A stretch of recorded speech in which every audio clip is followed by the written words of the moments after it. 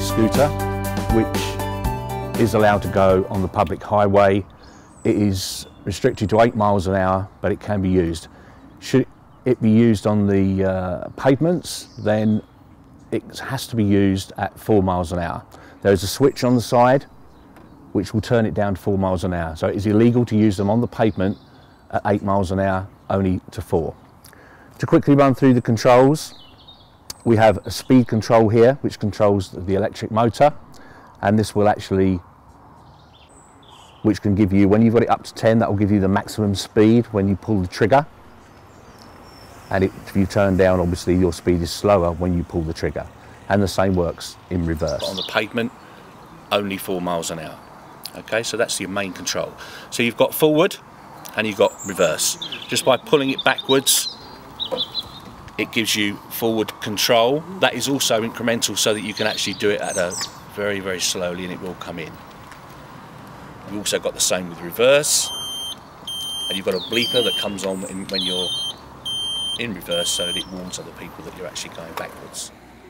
Okay, you need to be very aware of hazards that you might come across on your journey, i.e. curbs, sleeping policemen. You need to approach them at right angles, a complete straight. If you approach them at an angle, there's a very strong possibility you might tip over or fall out, which you really don't want. So a nice straight angle like that will give you the safest option. Right, when we're attempting tight manoeuvres, such as the entrance into this building, we need to ensure that our speed control is at minimum, so that we're going at the slowest possible speed to get the smoothest path and to enable our manoeuvres to be carried out safely. So now we're going to manoeuvre our way into this building, slowest possible speed, and seeing where we're going to choose the correct path. Now we might not be able to do it in one movement. We might have to have 2 goes at it. So as Julie's demonstrating here, it won't go all the way around, so she's got to do a very quick reverse and little manoeuvre. So make sure you can see where you're going, do it very, very slowly, obviously being aware of anyone else that's around. Okay, if we come over to this side, and around we go.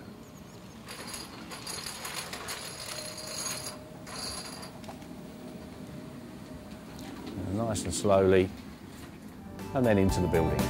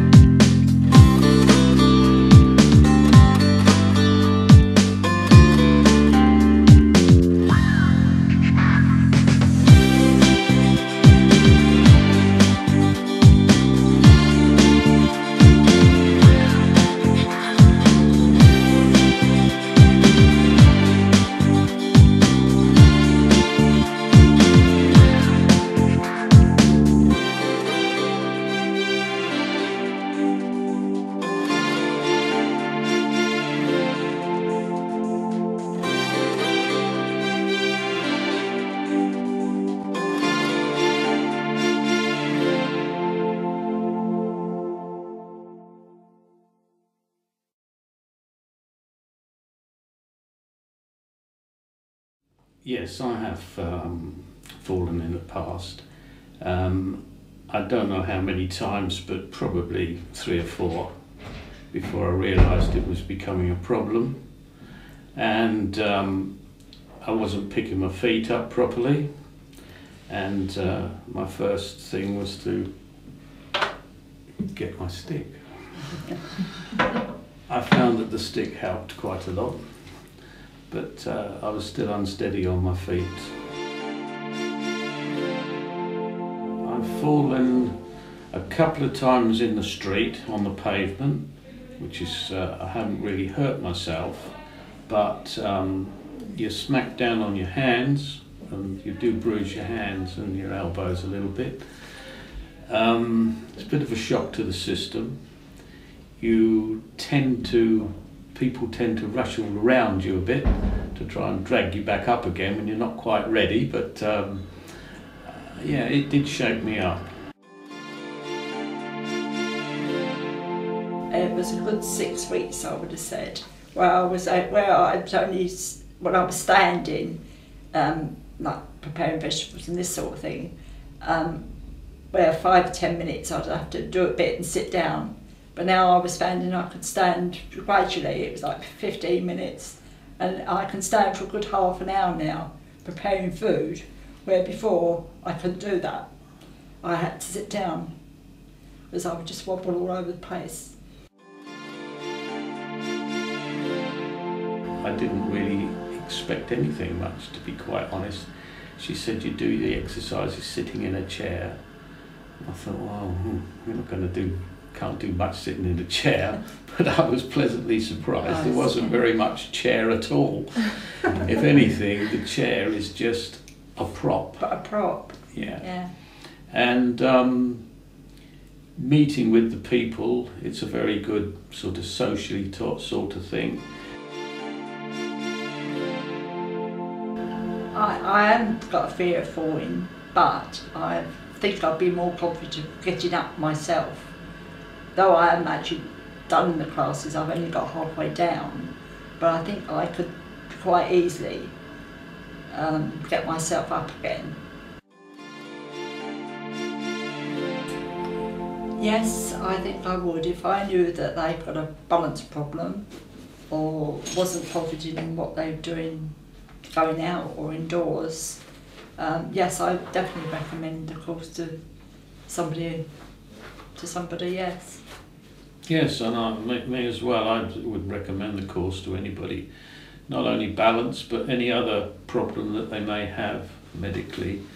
I'm sure the exercise class and the whole general thing would be beneficial to them. Well, particularly in the over 65s, falls is a major cause of disability. So, we tend to see a greater level of disability when people have had one or more falls.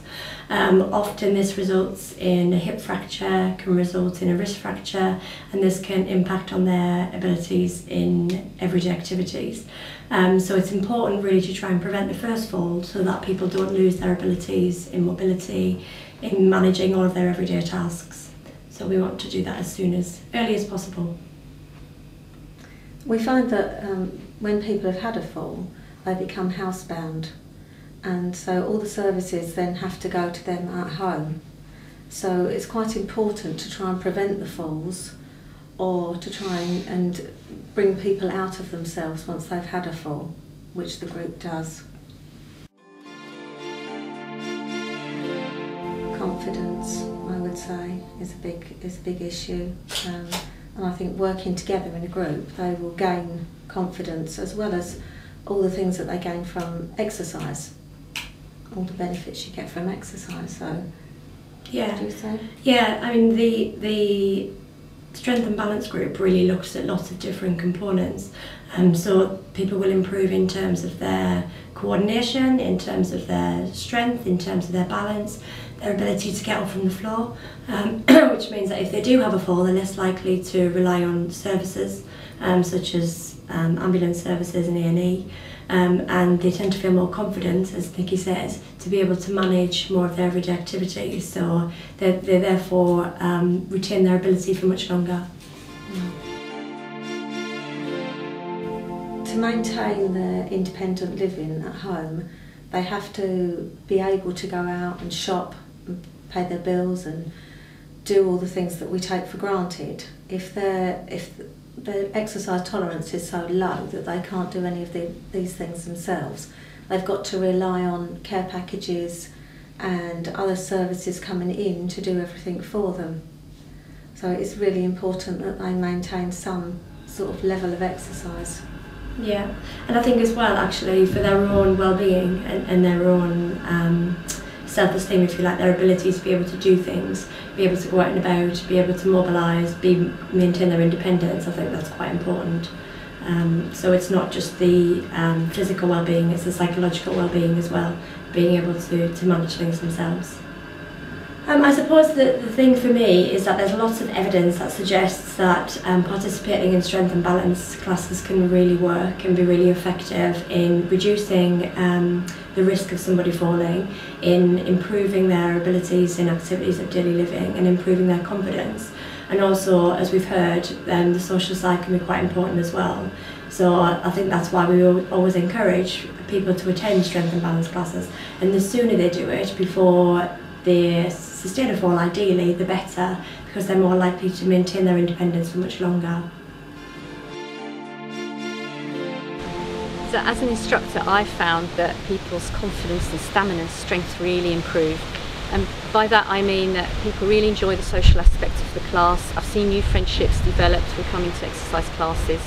I've seen with a lot of people their posture really improve.